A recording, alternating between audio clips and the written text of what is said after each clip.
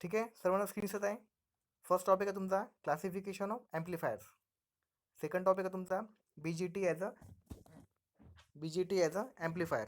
Next तुमचा topic आहे single stage C amplifier. Okay.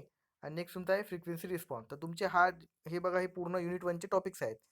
तर युनिट वनचे टॉपिक्स तुम्हाला काय करायचे आहे, स्टेप बाय स्टेप तुम्हाला काय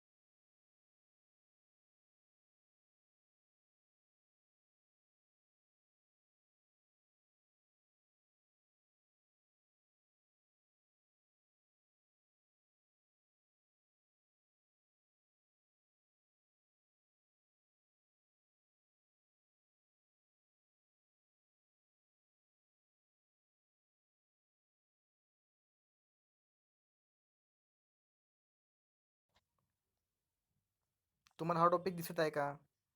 क्लासिफिकेशन ऑफ ॲम्प्लिफायर हा जो तुम्हाला दाखवत आहे मी, हे तुम्हाला दिसत आहे का? सांगा बरं मला.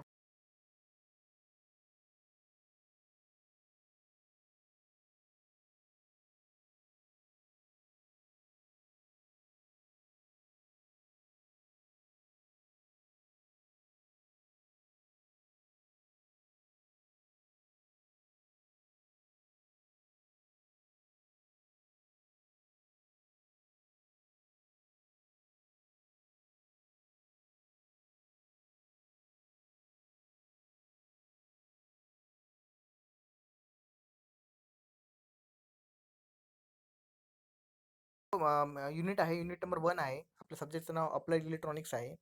या अप्लाइड इलेक्ट्रॉनिक्स युनिटमध्ये तुम्हाला समजणार आहे की बी-जी-टी काय असतं, किंवा जे अप्लाइड इलेक्ट्रॉनिक्सचा जो टॉपिक आहे, त्या टॉपिकमध्ये वेगवेगळे कसे काय, म्हणजे सेंटेन्सेस जे म्हणजे जे सर्किट्स आहे, त्या सर्किटचं काय फंक्शनिंग आहे का, ते कसे ऑपरेट करतात, काम करतात, याच्या रिलेटेड हा तुमचा युनिट आहे. ठीक आहे. तर युनिटमध्ये आपल्याला बघा, सध्या आपण थोडंसं हा युनिट सुरू करायच्या आधी थोडंसं याचं बेसिक चेक करूया की बेसिकमध्ये हा युनिट कसा काम करतो. ठीक आहे. तर बघा, ॲम्प्लिफायर हा एक असा डिव्हाइस आहे की ज्याला तुम्ही इनपुट सायनोसॉइडल वेव्ह अप्लाय केली. ओके. इनपुट वेव्ह तुम्ही अप्लाय केली. तर इनपुट वेव्ह अप्लाय केल्यानंतर की ती जी वेव्ह आहे, ती वेव्ह कशा प्रकारे काम करेल, किंवा त्या वेव्हचं कसं म्हणजे हे वाढेल, काय स्ट्रेंथ वाढेल, हे आपण ह्याच्यातून आपण काय करणार, समजून घेणार आहे. ठीक आहे. तर बघा सर्वांनी, तुम्हाला बघा एक डायग्राम दिसत असेल. ओके. त्या डायग्राममध्ये बघा, तुम्हाला दिसत आहे की इनपुट वेव्ह आहे. ओके. आणि ही वेव्हचे एक आउटपुट आपण जनरेट केलं आहे. ओके. आता ही इनपुट वेव्ह आहे आणि हे आउटपुट सिग्नल आहे. ठीक आहे. आणि ॲम्प्लिफायर काय करत आहे की ती जी वेव्ह आहे, त्या वेव्हचे काय करतं, स्ट्रेंथ वाढवत आहे. ठीक आहे. याला म्हणतात आपण amplifier. Input signal, output signal. आणि ॲम्प्लिफायर काय करतो, एक पर्टिक्युलर फंक्शन काय करतो, परफॉर्म करतो. त्याच्या थ्रू काय होते, पर्टिक्युलर जी वेव्ह आहे, ती वेव्ह काय होते, इन्क्रीज होते. ठीक आहे. तर बघा, याची स्टँडर्ड डेफिनेशन काय आहे. Amplifier is a process of adding strength to or magnifying the input signal without changing the shape of signal. म्हणजे काय करतं ॲम्प्लिफाय, काय करतो, it is a process of adding strength. म्हणजे काय करतं, सिग्नल ही प्रोसेस आहे जी सिग्नलची काय करतं, स्ट्रेंथ वाढवतं म्हणजे काय, सपोज मी इनपुट सिग्नल दिलं. सपोज मी असं इनपुट सिग्नल दिलं. बघा तुम्ही, इनपुट सिग्नल असं दिलं आपण. सपोज मी हे इनपुट सिग्नल दिलं असं. ठीक आहे. आणि याचा हे सपोज सिग्नलची स्ट्रेंथ कमी असेल. ठीक आहे, आता थोडंसं छोटंसं सिग्नल ड्रॉ करतो मी.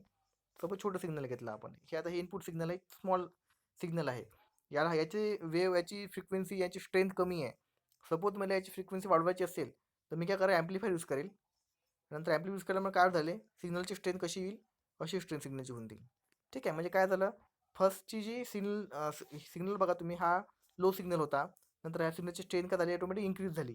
ठीक आहे, म्हणजे काय झालं, हे कशामुळे पॉसिबल आहे, बिकॉज ऑफ ॲम्प्लिफायर. ॲम्प्लिफायरमध्ये काय होते, तो काय करतो, सिग्नलची स्ट्रेंथ काय करतो, इन्क्रीज करतो. आणि हे तुम्हाला पॅरामीटर तुम्हाला समजून घ्यायचे आहे की तो कशा काय काम करतो वगैरे. ठीक आहे, तर बघा आता, हा जो ॲम्प्लिफायर आहे, हा ॲम्प्लिफायर आपण कुठेच करतो, the electronic signal which amplifier small input signal called as amplifier. हे तुम्हाला सांगायची गरज नाही आहे, तुम्हाला समजलं असेल आता. तर बघा, याचं मी तुम्हाला एक्झाम्पल देतो की तुम्ही बघा तुमच्या गावामध्ये बघा, सपोज कुठे लग्न कार्य असेल किंवा गावामध्ये काही मंदिरामध्ये कार्यक्रम असेल, तर बघा ते वरतं मंदिराच्या वरतं बघा ते भोंगे वगैरे टाईप असतात ते सिस्टीम, साऊंड सिस्टीम लावली असते. तर त्याचं मेन फंक्शनिंग काय आहे की तुम्हाला सर्वांना ऐकू गेलं पाहिजे. म्हणजे काय होते, सपोज तो पर्सन जो बोलत आहे त्याचे सिग्नल काय, सपोज लिमिटेड रेंजपर्यंत त्याला ऐकू येईल, त्याच्या पुढच्या रेंजला ते ऐकू येणार नाही, असं होतं ना. म्हणून काय करतं की जी स्ट्रेंथ आहे ती स्ट्रेंथ आपल्याला इन्क्रीज करायची आहे. त्यासाठी आपण काय करतो, ॲम्प्लिफायर हा यूज करतो. ठीक आहे, सर्वांना ॲम्प्लिफायर समजलं. इनपुट सिग्नल काय असतं, इनपुट सिग्नल असा सिग्नल असतो की जो आपण ॲम्प्लिफायरला काय करतो, अप्लाय करतो. आणि तो इनपुट सिग्नल जो असतो, त्या इनपुट सिग्नलची स्ट्रेंथ ही कमी असते, त्याला आपल्याला वाढवायचं असते. म्हणून त्यासाठी आपण ॲम्प्लिफायर यूज करतो. ठीक आहे, आता बघा, हा जो इनपुट सिग्नल आहे, हा कुठल्या फॉर्ममध्ये असतो, ए सी फॉर्ममध्ये असतो व डी सी मध्ये असतो. ए सी म्हणजे काय, अल्टरनेटिव्ह करंट. डी सी म्हणजे काय, डायरेक्ट करंट. तर ते डिपेंड करतं तर तुमचा ॲम्प्लिफायर हा कुठल्या प्रकारचा आहे. हा ॲम्प्लिफायर तुमचा ज्या प्रकारचा ॲम्प्लिफायर असेल, तुम्ही त्या प्रकारचा तुम्ही सिग्नल यूज करता. जनरली आपण ॲम्प्लिफायरमध्ये ए सी सिग्नल यूज करतो. ठीक आहे, काही काही याच्यात डी सी सिग्नल यूज करतात. तर डी सी सिग्नल ॲम्प्लिफायर हा वेगळ्या प्रकारचे ॲम्प्लिफायर्स आहे, ते आपण पुढच्या युनिटमध्ये आपण बघूया. ठीक आहे, आता लोड काय असतो. आता बघा, लोडची स्टँडर्ड डेफिनेशन काय आहे, the output load can be loud speaker in a audio amplifier or relay in a control application. The amplified signal is available across the load. ठीक आहे, आता लोड म्हणजे काय असतं, तुम्हाला सांगतो, सोबत सांगतो. लोड म्हणजे काय आहे, असं डिव्हाइस की जे डिव्हाइस आपण जे आपण चेक करतो की त्यावर खरंच बा ते काम करत आहे का. जसं बघा, तुमच्या घरी इलेक्ट्रिसिटी आहे, सपोज तुमच्या घरी इंडिकेटर नसते, इलेक्ट्रिसिटी इंडिकेटर नसते, तुम्ही काय करता, फॅन लावून बघता, टी व्ही लावून बघता, लाईट लावून बघता. म्हणजे काय, ते काय, तुम्ही चेक करता इलेक्ट्रिसिटी आहे का नाही, तर याला म्हणतात लोड. ठीक आहे, तर तुम्ही काय करा, हे जे तुम्ही जे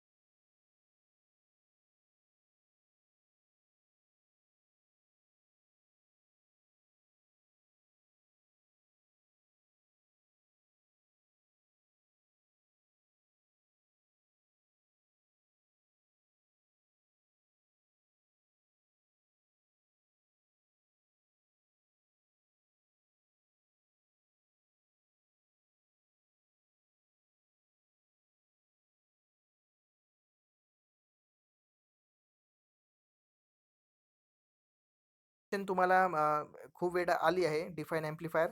तर तुम्हाला काय करायचं आहे, input signal, amplifier, output signal आणि हा लोड. आता तुम्हाला ते डायग्राम काढायची आहे आणि त्याला सांगायचं आहे, amplifier is a device which adding or improve the strength of weak signal. कोणाची स्ट्रेंथ इम्प्रूव्ह करते? की ज्या सिग्नलची स्ट्रेंथ कमी असेल अशा सिग्नलची स्ट्रेंथ काय करतो, ॲम्प्लिफायर काय करतो, इम्प्रूव्ह करतो. ठीक आहे, समजलं सर्वांना? तर बघा, थोडंसं अजून डिटेलमध्ये आपण गेलो, याच्या डिटेलमध्ये गेलो तर बघा, एक नंतर हे आहे इंट्रोडक्शन बघू. One of the most important function of electronic circuit is amplification. म्हणजे बघा, इलेक्ट्रॉनिक सर्किटचं मेन फंक्शन आहे ॲम्प्लिफिकेशन. विदाऊट ॲम्प्लिफिकेशन कुठला पण जे हे असेल म्हणजे काय डिव्हाइस आहे ते व्यवस्थित काम करू शकत नाही. ठीक आहे. In absence of this property many other specific circuit function would not be possible. Suppose हे ॲप्लिफिकेशन अब्सेंट असेल तर कुठलं इलेक्ट्रॉनिक सर्किटली किंवा कुठलं स्पेसिफिक ॲप्लिकेशन बनवू शकत नाही. For example, oscillators to produce sine wave, square wave, pulse wave. Sir लक्षात ठेवा, ऑसिलेटर काय करतो, साईन वेव्ह, स्क्वेअर वेव्ह आणि पल्स वेव्ह काय करतो, प्रोव्हाइड करतो. ठीक आहे, ही लाईन तुम्हाला खूप इम्पॉर्टंट आहे,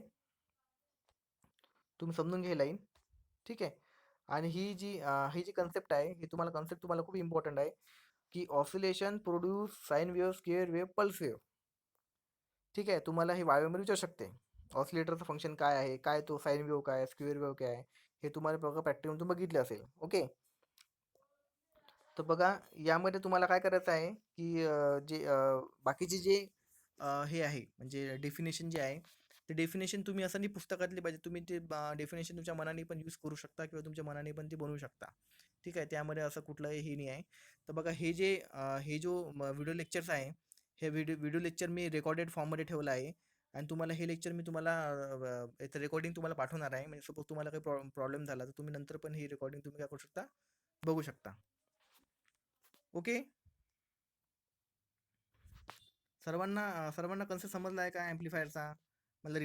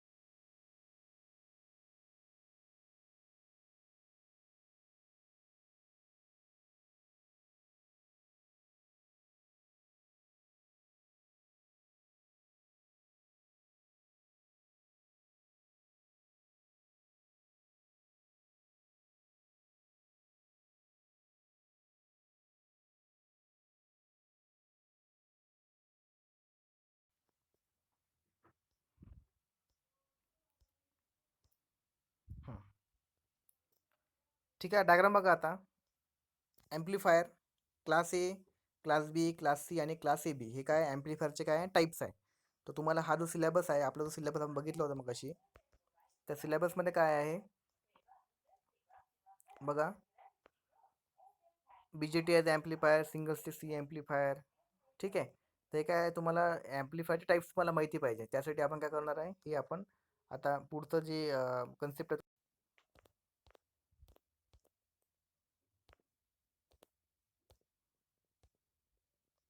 ठीक आहे, समजलं आता सर्वांना? किती टाईप्स ॲम्प्लिफायरचे? Class A, class B, class C आणि क्लास ए बी हे काय पॉवर ॲम्प्लिफायरचे मेन टाईप्स आहे. सपोज तुम्हाला बोर्डच्या पेपरमध्ये हा प्रश्न आला, क्लासिफिकेशन्स ऑफ ॲम्प्लिफायर, तर तुम्हाला कुठे पाठ करायची गरज नाही, ABC लक्षात ठेवा. ठीक आहे, तुम्ही बघा ते नंतर शिकता एनीबडी कॅन डान्स, तसं लक्षात ठेवा, ABC, एनीबडी सी पण लक्षात ठेवा आणि नंतर काय AB जोडून टाका. ठीक आहे, एनीबडी कॅन, एनीबडी असं टाकायचं. ठीक आहे, मग तुम्हाला ते पाठ करायची गरज नाही एवढं काही. ठीक आहे, कन्सेप्ट कसे असतात की तुम्ही जनरली त्याला काय करा, सॉर्ट आउट करायचा प्रयत्न करा, की त्याला म्हणजे असं पाठ करायचा प्रयत्न करू नका, तर लक्षात ठेवायचा प्रयत्न करा, ते लक्षात राहायला पाहिजे. आता बघा, सपोज तुम्ही शाळेतल्या तुमच्या आठवणी याचं लक्षात राहतात, का लक्षात राहतात, कारण की तुम्ही ते काय करतात, माइंडमध्ये फिट करून ठेवता. पाठ केल्यानंतर काय होतं, आज पाठ केलं उद्यानंतर विसरून जातो आपण. अरे क्लास ए आहे, ए नंतर काय बी आहे का, काय डी आहे, असं होतं. ठीक आहे, ABC आणि AB असे मेन त्याचे काय करा, 3 मेन त्याचे टाईप, 4 त्याचे मेन टाईप्स आहे. ठीक आहे, हा प्रश्न तुम्हाला येणार आहे. तर आपण स्टेप बाय स्टेप आता बघूया त्या सर्वांमध्ये काय डिफरन्स आहे. ओके, तर बघा, आता यामध्ये काय आहे की तुमचं बघा एक ॲम्प्लिफायरचे मेन काही फॉर्म्युलेज आहे. ठीक आहे. जसं एक तुमचा मेन फॉर्म्युला आहे व्होल्टेज गेन. ठीक आहे. आता व्होल्टेज गेनचा फॉर्म्युला तुम्हाला बघा दिसत आहे. व्होल्टेज गेनचा फॉर्म्युला काय A V is equal to V zero by V I. ठीक आहे. हा तुमचा काय व्होल्टेज गेनचा काय फॉर्म्युला आहे. नंतर आहे तुमचा इनपुट रेजिस्टन्स. इनपुट रेजिस्टन्सचा जे न्यूमेरिकल फॉर्म्युला आहे तो बघूया आपण काय आहे तर.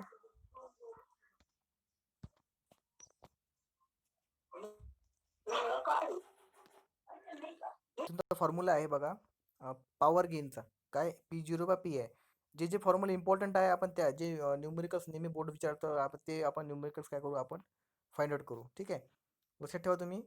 आता मगाचा फॉर्म्युला कुठला बघितला आपण व्होल्टेज गेनचा काय व्होल्टेज गेनचा फॉर्म्युला काय व्ही झिरो बाय व्ही आहे आणि करंट गेनचा फॉर्म्युला काय I zero by I one. ठीक आहे. आणि तुम्हाला आपण याच्यावर काय करायचं की न्यूमेरिकल आपण घेणार आहे. सर्वांनी स्क्रीनवर बघून घ्या फॉर्म्युला कसा आपण ते डिराईव्ह केला आहे. करंट गेनचा काय आहे व्होल्टेज गेनचा काय आहे. ठीक आहे. आणि तुम्ही कुठल्या प्रकारची काळजी करू नका. हा जे लेक्चर आहे या लेक्चरचा आपण काय करणार आहे व्हिडिओ तुम्हाला टाकणार आहे. मी रेकॉर्डर ऑन केला आहे व्हिडिओ रेकॉर्डर. आणि तुम्ही रेकॉर्डर थ्रू काय करू शकता तुम्ही घरी पण थोड्या वेळानंतर सोबत तुम्ही की विसरलात तर तुम्ही हे लेक्चर बघून तुम्ही तुमची आयडिया घेऊ शकता. आणि हे जे फोटोज आहे हे फोटो मी काय करेल तुमच्या ग्रुपवर तुम्हाला काय करेल शेअर करेल की ज्याच्यातून तुम्ही काय करू शकता तुमचे पुढचे कन्सेप्ट तुम्ही समजून घेऊ शकता. ठीक आहे.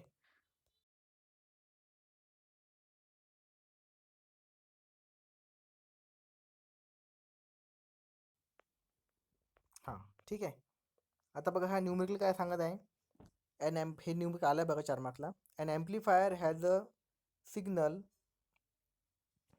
has a signal input voltage 0.25 volt and draw 1 milliampere from source. The amplifier deal 8 volt load at 10 milliampere determine. बघा लोड जे आहे ते लोड कितीचं आहे 8 वोल्टचं आणि त्याचा करंट किती आहे 10 मिलीअम्पियरचा. तर तुम्हाला काय फाइंड आउट करायचं आहे current gain voltage gain power gain input resistance of the amplifier. आता बघा मगाशी आपण जे बघितलं त्यामध्ये बघा तुम्हाला रेजिस्टन्सचा फॉर्म्युला दिलेला नव्हता. तर तुम्हाला रेजिस्टन्सचा फॉर्म्युला तुम्हाला सांगायची गरज नाही आहे. तुम्हाला सर्वांना माहीत आहे Ohm's law V is equal to काय आहे आय आर.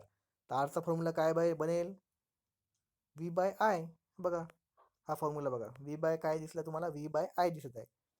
ठीक आहे. रेजिस्टन्सचा फॉर्म्युला व्होल्टेजचा फॉर्म्युला वगैरे हे काय समजा तुम्ही दिलं नसेल तर तुम्ही बेसिक फॉर्म्युला यूज करू शकता. ठीक आहे. तर आता बघा आपण हे कर ब्रशची साईज मी कमी करून घेतो. ठीक आहे.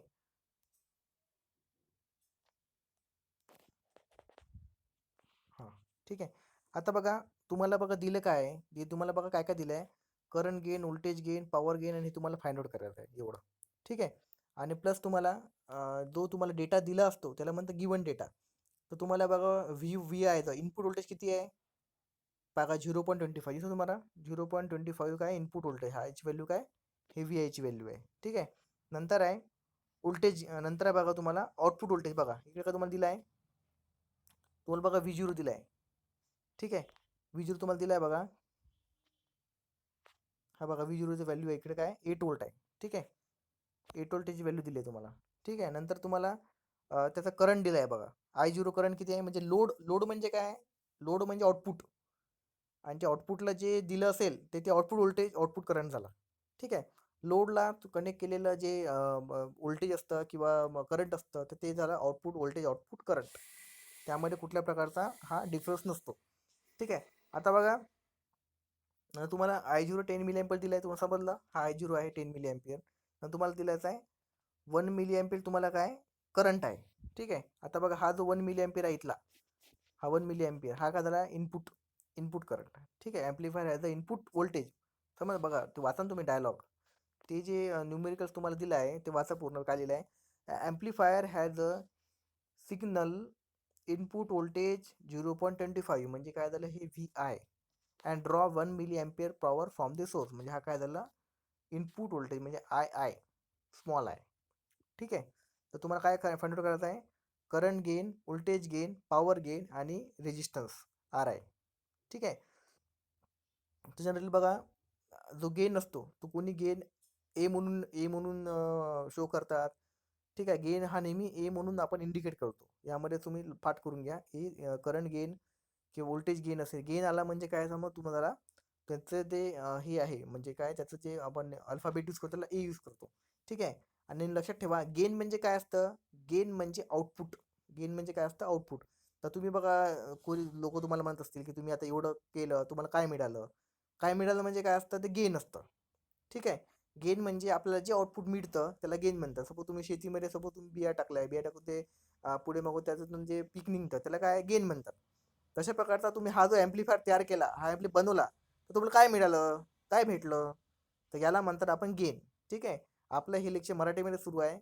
आपण जास्त इंग्लिशमध्ये आपण लेक्चर शिकू शकतो, बट तुम्हाला ते इंग्लिशमध्ये तुमचं काय होईल थोडंसं तुम्हाला प्रॉब्लेम देईल त्या वातावरणात तुम्हाला एंड व्हायला. तर म्हणून थोडंसं आपण लेक्चर हे मराठीमध्ये शिकवत आहे. आणि आपण थोडंसं यामध्ये तुम्ही थोडंसं तुमची स्किल वाढवा की तुम्हाला ते लेक्चर मराठीमधले इंग्लिशमध्ये पण तुम्हाला ते कळलं पाहिजे. मग आपलं जे जनरल जी लँग्वेज आहे त्या लँग्वेज आपल्याला लवकर समजतं पण आपण हे लेक्चर थोडंसं त्या पद्धतीने घेत आहे. ठीक आहे. तर बघा आता मी माझं हे ऑन करतो.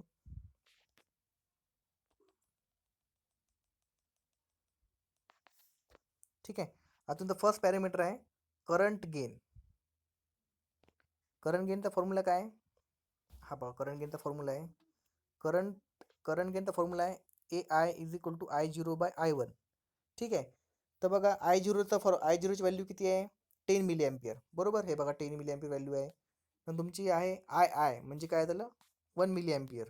ठीक आहे. बघा मिली अँपिअर कॅन्सल. इकडे टाकला आपण मिली अँपिअर टाका. 10 मिली अँपिअर आणि खाली 1 मिली अँपिअर. तर ते मिली अँपिअर कॅन्सल करून टाका आणि ही कॅल्सीमध्ये व्हॅल्यू टाका. कॅल्सीमध्ये काय झालं 1 ज्याच्या खाली 1 आहे म्हणजे तो काहीच त्याच्या खाली 1 असतोच ना ऑलरेडी. म्हणजे हा 1 काय झालं याची काही एवढं काही नाही आहे. तर मग आन्सर त्याचा काय येईल 10 असेल. ठीक आहे. आणि याचं युनिट काय राहील? हा करंट गेन आहे ना. म्हणजे बघा तुमचा करंट मिली अँपिअरमध्ये दोन्ही बघा दोन्ही तुमची रिडिंग त्या मिली अँपिअरमध्ये होते. म्हणजे input current milliampere output current मिली अँपिअरमध्ये होता. आउटपुट आणि इनपुट. तर त्यामुळे याचं पण जे रिडिंग हे आहे युनिट आहे ते काय येईल मिली अँपिअर. समजलं? मग तुमचं आहे व्होल्टेज गेन. व्होल्टेज गेनचा फॉर्म्युला काय? V0/Vi. बघा करंट गेन व्होल्टेज गेनचा फॉर्म्युला मध्ये काय आहे? करंटच्या फॉर्म्युला करंट येतो व्होल्टेजच्या फॉर्म्युला व्होल्टेज येतं. ठीक आहे. V0/Vi आहे. तर बघा V0ची व्हॅल्यू किती आहे? 8 आहे. बघा आपण बघितलं होतं मगाशी 8 व्हॅल्यू होती. ठीक आहे. आणि VI ची व्हॅल्यू किती आहे? 0.25. हे तुम्ही आन्सर टाका. हे तुम्हाला काय मिळून जाईल? तुमचं युनिट मिळून जाईल. आता बघा दोन्ही व्हॅल्यू ह्या व्होल्टमध्ये होता म्हणजे याचं युनिट पण काय येईल? व्होल्ट. पुस्तकाने दिलं पाहिजे होतं हे याचं व्हॅल्यूज दिलं पाहिजे होत्या बट आपण नसं दिल्यामुळे परीक्षा मार्क कटतात आपण म्हणून आपण युनिट आपण देणार आहे. पहिल्याच युनिट काय आहे? Milli ampere. याचं युनिट काय आहे? व्होल्ट. ठीक आहे. युनिट म्हणजे काय तुम्हाला माहिती असेल? युनिट म्हणजे असं पॅरामीटर असते की ज्या पॅरामीटर आपण ते फंक्शन आयडेंटिफाय करतो. जसं तुम्ही दूध घेता विकत. दूध कसं विकत घेता? किलो घेता का लिटरने घेता? लिटरने घेता. तुम्ही सपोज साखर घेता. काय घेता? किलोने घेता. ठीक आहे. तर हे असतं की याचं युनिट म्हणतात याला. तसं करंटचं युनिट काय आहे? अँपिअर आहे. ठीक आहे. आणि व्होल्टेजचा काय? व्होल्ट आहे. नंतर तुमचा बघा तिसरा पॅरामीटर आहे पॉवर गेन. हा तिसरा पॅरामीटर पॉवर गेन. ठीक आहे. आता बघा पॉवर गेनचा फॉर्म्युला काय? P0/Pi. P0/Pi म्हणजे P0 म्हणजे आउटपुट पॉवर. Pi म्हणजे काय? Input power. ठीक आहे. लक्षात ठेवा नेहमी पॉवर काय असतो? पॉवरचा फॉर्म्युला आहे व्होल्टेज इंटू करंट. काय फॉर्म्युला आहे? Voltage into current. ठीक आहे. म्हणजे आता आउटपुट पॉवर असेल तर V0 व्होल्टेज इंटू करंट. आणि कुठला व्होल्टेज? P0च्या वेळेस आउटपुटच्या वेळेस आउटपुट व्होल्टेज आउटपुट करंट. इनपुटच्या वेळेस इनपुट व्होल्टेज इनपुट करंट. ठीक आहे. आता बघा इनपुट व्होल्टेज आउटपुट तुमचं किती आहे? V0. V0 तुमचा आहे 8 आणि त्याचं करंट किती आहे? 10 मिली अँपिअर. दोघांचं तुम्ही काय करा? मल्टिप्लिकेशन करा. तुमचं एक 80 ही व्हॅल्यू येईल. ठीक आहे. नंतर बघा इनपुट पॉवर म्हणजे P0 म्हणताय मी. हे P0 बद्दल बोलत आहे मी. हा P0 जो आहे. ठीक आहे. त्या P0 बद्दल बोलत आहे मी. तो P0 म्हणून सपोज तुम्ही बोलत असताना तुम्ही काय करा? तुम्ही ते कन्सेप्ट तुम्हाला बघा तुम्ही. फर्स्ट आहे तुमचा हा सॉरी मी हा घेतो. ठीक आहे. पी आय म्हणजे काय? इनपुट पॉवर म्हणजे input voltage into input current म्हणजे काय? 0.25. तर या तुम्हाला कॅल्क्युलेटरमध्ये टाका तुम्ही तर तुम्हाला 320 ही व्हॅल्यू मिळेल. ठीक आहे. आता बघा input voltage formula input voltage किती आहे? 0.25 आणि त्याचं करंट किती आहे? 1 मिली अँपिअर. तुम्ही ते सॉल्व करा आणि तुम्ही ते कॅल्क्युलेटरमध्ये टाकून तुम्हाला 320 त्याची व्हॅल्यू येईल. नंतर आहे बघा तुम्हाला काय करायचं आहे? Input resistance. तुम्हाला काय काढायचं आहे? इनपुट रेजिस्टन्स आउटपुट रेजिस्टन्स नाही. मी तुम्हाला एक होमवर्क देतो की तुम्ही मला आउटपुट रजिस्टर्स काढून दाखवा. ठीक आहे. तर तुम्हाला इनपुट रजिस्टर सांगतो मी, तुम्ही आउटपुट रजिस्टर तुम्ही काढा. आता बघा तुम्हाला काय काढायचं, इनपुट म्हणजे काय येईल, इनपुटचा आय म्हणजे R I stand for input, R stand for resistance. तर बघा त्याचा फॉर्म्युला आहे R I is equal to V I upon I I. लक्षात ठेवा नेहमी ओम्स लॉ काय आहे, V is equal to I R. Ohm's law काय आहे, ओम्स लॉचा फॉर्म्युला काय आहे, V V is equal to काय, व्ही इज इक्वल टू काय, Ohm's law V is equal to I R. ठीक आहे. मग ह्याच्यावरून तुम्ही आयचा फॉर्म्युला म्हणू शकता आणि आरचा फॉर्म्युला म्हणू शकता. आता बघा आरचा फॉर्म्युला कसा बनेल, सपोज आरचा फॉर्म्युला बनवायचा आहे, आर इकडेच ठेवा, आय इकडे हाकलून द्या, म्हणजे काय आर इज इक्वल टू काय होईल, आय इथेच ठेवायचा आणि व्ही अपॉन आय. समजलं एवढं. तसंच तुमचा आयचा फॉर्म्युला काय बनेल, आयचा formula I is equal to V upon R. ठीक आहे. तुम्ही मेन काय तुमचे हे लक्षात ठेवतो, V is equal to I R हे तुम्ही काय करा, पाठ करून टाका. यामध्ये कुठल्या प्रकार तुम्ही काय करा, चेंज नका करू यामध्ये, हा फॉर्म्युल्यामध्ये. ठीक आहे. तर चेंज तुम्ही करू पण शकत नाही, कारण यामध्ये तुम्हाला काय लागतं की थोडासा तो जो पार्ट आहे तो तुम्हाला ॲनालिझिसचा पार्ट आहे. तुम्ही फॉर्म्युला कुठला बदलू शकत नाही. आरचा फॉर्म्युला व्ही अपॉन आय. ठीक आहे. आता आर इनपुट आहे ना, म्हणजे इनपुट व्होल्टेज आणि इनपुट करंट येईल. आणि इनपुट व्होल्टेज तुमचं किती आहे बघा, इनपुट व्होल्टेज तुमचं किती आहे 0.25. आणि करंट किती आहे बघा, आय आय तुमचं करंट किती आहे 1 मिली एम्पियर. आता बघा हा हे 1 मिली एम्पियर म्हणजे काय, 1 इंटू मिली आहे ना, 1 इंटू मिली आहे ना, म्हणजे 10 टू द पॉवर किती -3. ओके. हे तुम्ही टाका कॅल्क्युलेटरमध्ये, तुम्हाला जे काय व्हॅल्यू येईल ते देईल 250. ठीक आहे. हे तुमचं झालं इनपुट रजिस्टर. तर तुम्हाला काय करायचं, आउटपुट रजिस्टर. आउटपुट तुम्हाला तुम्हाला मी थोडी माहिती सांगतो. आउटपुट रजिस्टरचा फॉर्म्युला काय येईल, R zero is equal to V zero by I zero. हे तुम्ही मला काय करायचं आहे, हे तुम्ही बघायचं आहे. हे तुम्हाला होमवर्क आहे. आणि सर्वांनी मला होमवर्कचं जे ॲन्सर आहे हे ॲन्सर नेक्स्ट लेक्चरला तुम्हाला सांगायचं आहे. तर हे तुम्हाला हे आहे काय का तो फॉर्म्युला आहे, हा फॉर्म्युला तुम्हाला खूप इम्पॉर्टंट आहे. आणि तुम्हाला मग काय करायचं आहे, हा फॉर्म्युला तुम्ही यूज करून मला ते तुम्हाला ते हे ॲन्सर तुम्हाला द्यायचं आहे.